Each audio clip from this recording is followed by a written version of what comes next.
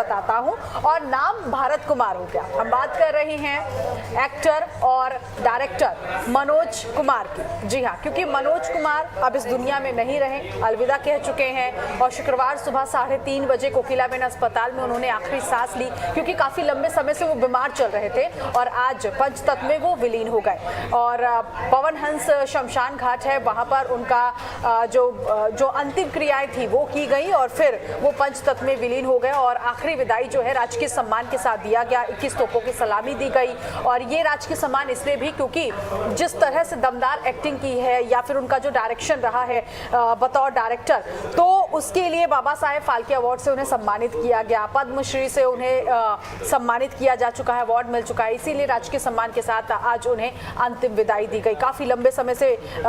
वो पीड़ित थे, अलग अलग परेशानियां उन्हें थी, लीवर से संबंधित उन्हें शिकायतें थी, लंग्स में उनके पानी भर जाता था, क्योंकि कई को एक्टर जो है उन्होंने बताया कि किस तरह से वो आखिरी वक्त में बहुत ज्यादा परेशान, बहुत ज्यादा बीमार हो गए थे। बिल्कुल। और देखिए 9 अक्टूबर 1956 वो वक्त था जब मनोज कुमार महज 19 साल की उम्र में, अगर आप देखें तो मुंबई पहुंचे थे। और ये जो आप बैकड्रॉप देख रहे हैं भिखारी के रोल से भारत कुमार तक, इसलिए क्योंकि देखिए जो उनकी पहली फिल्म थी उसमें उन्होंने 90 साल के लगभग 80 से 90 साल के भिखारी का किरदार निभाया था। आप समझिए कि कितना मुश्किल होता है, चुनौतीपूर्ण होता है जब आप अपने उम्र से इतनी ज़्यादा इस तरह के रोल करते हैं। और वो समझिए उस वक्त उन्होंने वो चुनौती ली थी जबकि सिनेमा बहुत ही मुश्किल चीज़ हुआ करती थी, लेकिन उन्होंने वो चुनौती ली। और ये जो पूरा सफ़र है उनका वो बहुत ही शानदार रहा। उनके फिल्मों के गाने देखिए आज भी, नहीं तो हम जो आप कह रही थी कि भारत की बात सुनाता हूँ से लेकर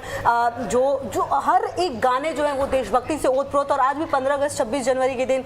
उनके गानों के बिना बिल्कुल पूरा नहीं होता ये पर्व जो है हमारा राष्ट्रीय पर्व। बिल्कुल बजते हैं वो गाने और वो जो धुन है वो आज भी कानों में गुनगुनाते हैं। भले ही देखिए आज मनोज कुमार हमारे बीच नहीं है, लेकिन उनके जो काम है वो पीढ़ियों को निश्चित तौर पर प्रेरित करेंगे इस तरह के काम को करने के लिए। और किस तरह से आप चुनौतियों को लेते हो जीवन में, उसके लिए भी। तो देखिए ना कोई पहचान थी उनकी, ना कोई सिफारिश थी, बस कुछ था तो सिर्फ ये कि जुनून और विश्वास था कि उनको फिल्मी दुनिया में कुछ करना है। और शायद यही बड़ी वजह है कि 1957 में आई फैशन, जिस फिल्म की बात हम कर रहे हैं, उसमें 19 साल के वो थे जब ये फिल्म आई थी और उन्होंने 90 साल के भिखारी का किरदार निभाया और अपने करियर की शुरुआत की थी। और बिल्कुल देखिए इस फैशन फिल्म का आप यहाँ पर जिक्र कर रही हैं, लेकिन उससे पहले मैं ये भी बताऊंगी। देखिए खैबर पख्तूनख्वा में उनका जन्म हुआ था उस वक्त, और वहाँ परिवार के साथ, अपनी माँ के साथ, और 2 महीने का भाई था। तो उनका जो जीवन था वो भी काफ़ी ज़्यादा संघर्षपूर्ण रहा है। और कैसे वो फिल्मी करियर में आए हैं वो भी हम आपको बताएंगे। लेकिन देखिए पाकिस्तान में जब दंगे छिड़े थे तो उस वक्त क्या था, सब इधर से उधर भाग रहे थे और उनका भाई जो 2 महीने का था वो बीमार हो गया था। उसके बाद क्या है कि मनोज कुमार क्योंकि बड़े बेटे थे तो जिम्मेदारियां होती है कि 10 साल के थे उस टाइम पे, लेकिन मतलब समझदार इतने थे कि वो जिम्मेदारी उन्होंने अपने ऊपर ली। माँ भी उस टाइम पे बीमार थी और ऐसे में दोनों को लेकर वो हॉस्पिटल भी पहुंचे थे, पिता भी उनके साथ मौजूद थे।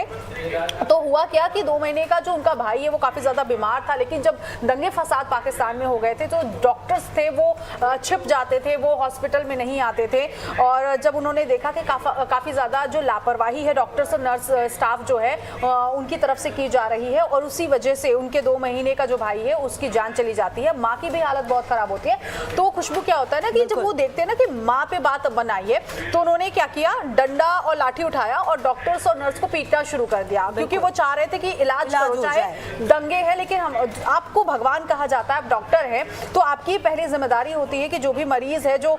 इस वक्त जिंदगी और मौत के बीच झूल रहा है उसकी जिंदगी बचाना सबसे पहले प्रायोरिटी है। तो गुस्सा उनके अंदर बहुत ज्यादा आ गया था। और जब हम कहते हैं ना कि उनके अंदर देशभक्ति बहुत ज्यादा थी, उनकी फिल्में जो हैं वो देशभक्ति पे ही आधारित फिल्में रही हैं, वो शुरू से ही उनके अंदर रहा है, क्योंकि उन्होंने वो पाकिस्तान में दंगे फसाद भी देखे थे और कैसे फिर वहां से परिवार जो है हिंदुस्तान आता है, दिल्ली के राजेंद्र नगर में रहता है और यहाँ पर ही पढ़ाई लिखाई जो है वो मनोज की पूरी होती है।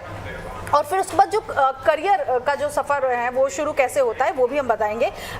उसके बाद फिर जब वो यहाँ पढ़ाई लिखाई होती है और एक स्टूडियो है वहाँ पे वो टहलते हैं तो किसी एक शख्स की नज़र जो है वो उन पे पड़ जाती है। बिल्कुल नहीं, तो यहाँ पे मैं दर्शकों को ये भी बता दूं, देखिए जब आप एक फिल्म बनती है ना तो उसमें क्या होता है कि जो बड़े बड़े कलाकार होते हैं, अगर आप देखिए कि बड़े कलाकार जो वो सीधे सेट पे नहीं आते, मतलब उनके लिए पहले से पूरी लाइटिंग की और तमाम साउंड की जो सब कुछ चेक हो चुका होता है, फिर एक बड़ा एक्टर आता है और वो अपनी जगह पर वो तमाम जो जो एक्टिंग होती है वो होती है और उससे फेस पर प्रॉपर लाइटिंग जाती है। तो यही जब लाइटिंग चेक की बात आप करते हैं ना, तो मनोज कुमार क्या करते थे कि लाइटिंग चेक करने के लिए वो जो कैमरा होता था,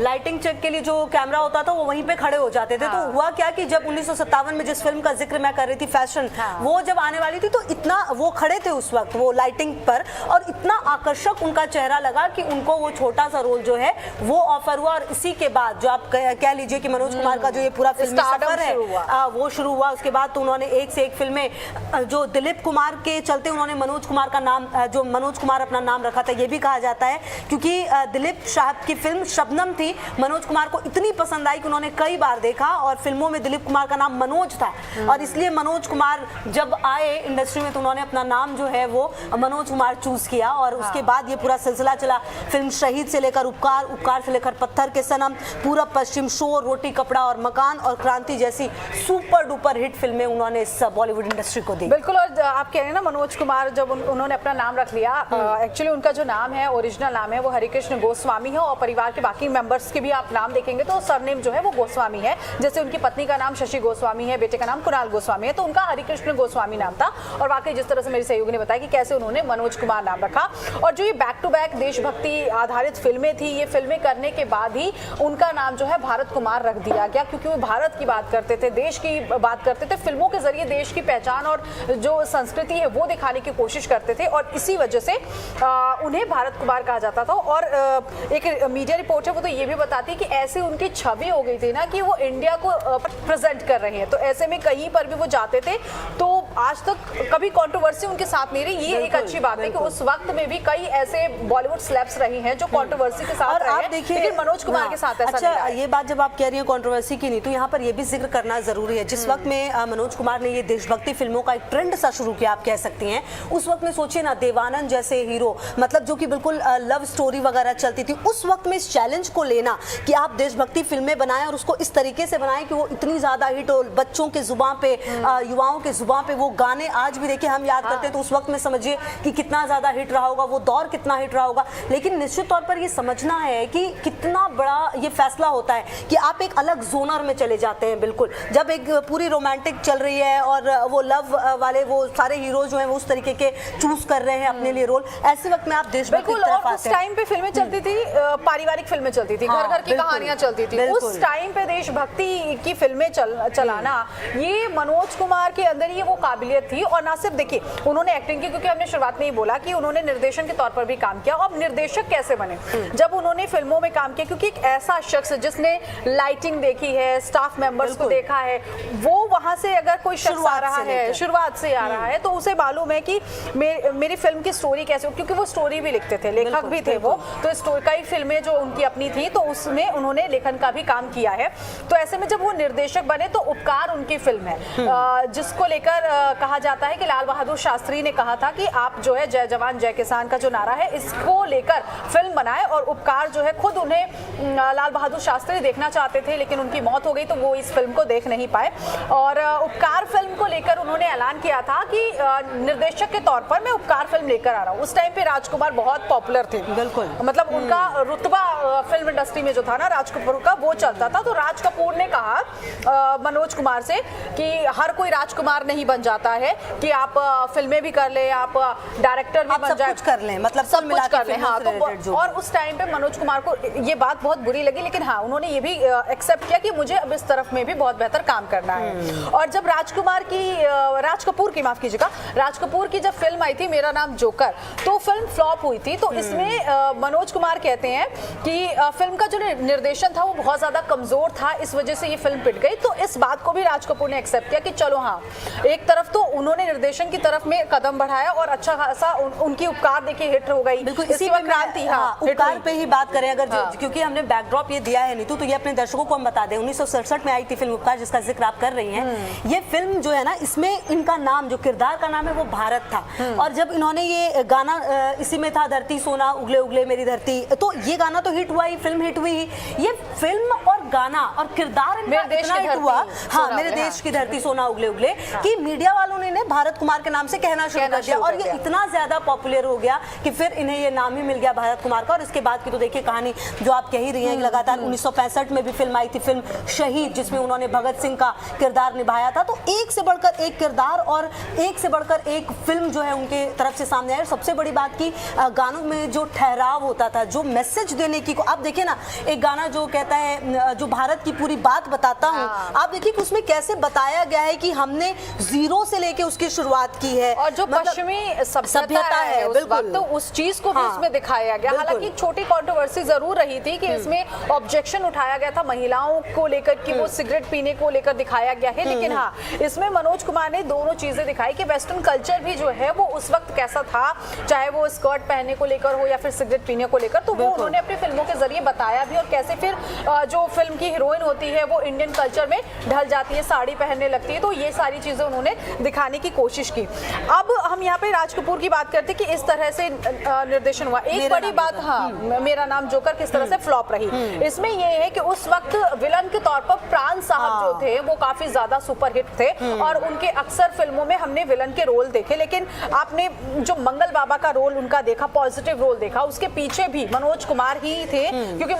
मनोज कुमार ने उन्हें ऑफर किया था कि आप क्या ये रोल करेंगे, तो उन्होंने कहा आप स्क्रिप्ट लाइए, मैं पढ़ता हूँ। और उसके बाद फिर देखिए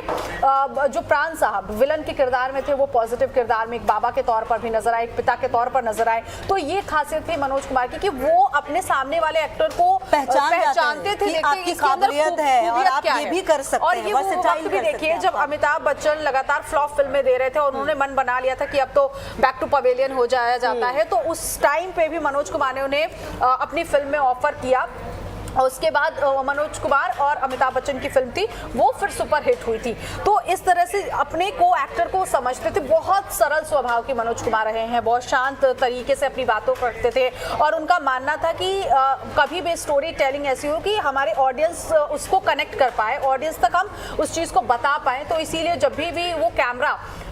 पकड़ते थे या फिर जो कैमरा स्टाफ होता था, कैमरा पर्सन होता था, उसको समझाते थे कि किसी भी चीज़ को शूट करना है तो क्या एंगल होना चाहिए, ये बारीकी जो है वो अपने स्टाफ को बताते ताकि वो प्रेजेंट कर पाए, लोगों से कनेक्ट हो पाए वो बिल्कुल। और मुझे ऐसा लगता है कि देखिए मनोज कुमार का जो किरदार है ना, वो आप ऐसे समझिए कि फिल्में तो उन्होंने अच्छी की ही, जबरदस्त की, निर्देशित भी उन्होंने अच्छा किया, लेकिन अगर आप आज के जो युवा हैं आप उनसे आप ये सीखिए कि बिना किसी गॉडफादर के भी एक व्यक्ति, एक युवा किस तरह से सफलता की ऊंचाई छू सकता है अगर आपके सपने जो है वो बिल्कुल क्लियर है और आपको ये पता है, विजन क्लियर है, आपको पता है कि क्या आपको करना है, कैसे आपको शुरुआत करनी है। वो काम मनोज कुमार ने किया, क्योंकि देखिए कई बार कहा जाता है खास करके फिल्म इंडस्ट्री के लिए नहीं तो कि बिना गॉडफादर के आप कुछ नहीं कर सकते हो, आप चल ही नहीं सकते, आप बढ़ ही नहीं सकते, लेकिन उस जो परसेप्शन है ना, संसाधनों बिल्कुल कम संसाधनों में, उस परसेप्शन को मनोज कुमार ने तोड़ा, उस परसेप्शन को तोड़ा कि कैसे हमने शुरुआत की और कैसे भारत कुमार बने और आज राजकीय सम्मान के साथ उनका और अंतिम संस्कार भी हुआ। और है क्योंकि आज जब हम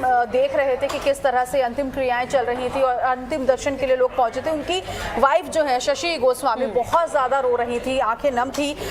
उनकी वाइफ को लेकर भी एक किस्सा जो है इस वक्त मेरे पास है, जो मैंने पढ़ा है, मैं अपने दर्शकों से साझा करना चाहूंगी। इन दोनों लोगों की मुलाकात जो है वो कॉलेज में पढ़ाई के वक्त होती है और होता क्या है कि एक इंटरव्यू में मनोज कुमार ने ये बताया था कि आज तक कभी भी किसी लड़की की तरफ उन्होंने बुरी नजर से आंख उठाकर नहीं देखा, लेकिन जब वो फर्स्ट टाइम अपनी वाइफ से मिलते हैं, उस टाइम कॉलेज में रहते हैं वो, तो जो नजरें हैं वो टिक जाते हैं और कहते हैं कि ऐसा लगा कि कोई जादू है, जो कि नजरें वहीं पे ठहर गई। फिर उसके बाद 1.5 साल तक दोनों एक दूसरे से बातचीत नहीं करते, बस एक दूसरे को देखते थे और फिर अपने अपने घर लौट जाते थे। और फिर एक फिल्म आई थी उड़न खटोला, उस फिल्म को देखने की प्लानिंग होती है दोस्तों के साथ, फिर वहां से बातचीत का सिलसिला शुरू होता है, फिर परिवार तक बात पहुंचती है शादी करने को लेकर। हालांकि परिवार शुरुआत में मानता नहीं है, फिर बाद में मान मनोबल के बाद शशि गोस्वामी और मनोज कुमार की शादी हो जाती है और अपनी पत्नी को लेकर वो बोलते हैं कि जो ये फिल्मी करियर मेरा रहा है उसके पीछे जो वो सपोर्ट रही है, उसी वजह से ये स्टारडम जो है मनोज कुमार को मिला है, क्योंकि पत्नी ने बहुत सपोर्ट किया। क्योंकि कई जो बॉलीवुड की खूबसूरत अदाकारा थी वो मनोज कुमार के साथ काम करती थी, तो उनको इनसिक्योरिटी होती थी, लेकिन उन्होंने हमेशा बोला कि मैंने हमेशा मनोज कुमार को सपोर्ट सपोर्ट किया कि तुम आगे बढ़ो और आगे काम और करते यही रहो। देखिए ये खूबसूरती है। आप समझिए कि एक रिश्ते की कितने लंबे समय तक आप एक रिश्ते में रहे, उसको निभाया और अपने पीछे पूरा जो परिवार है वो छोड़कर गए हैं मनोज कुमार। तो चलिए हम उम्मीद यही करते हैं कि मनोज कुमार ने जो फिल्में दी हैं, जो फिल्में उन्होंने निर्देशित की हैं, वो पीढ़ियों तक जो हमारे युवा हैं, जो हमारे बच्चे हैं, उनको प्रेरित करती रहेंगी। और मनोज कुमार भले ही आज हमारे बीच ना हो, लेकिन जो उनकी सोच थी, जो उनकी जो यादें हैं, वो हमेशा जो जनरेशन्स हैं उनको प्रेरित करती रहेंगी। बहुत शुक्रिया आप सभी का। देखते रहिए लाइव टाइम्स।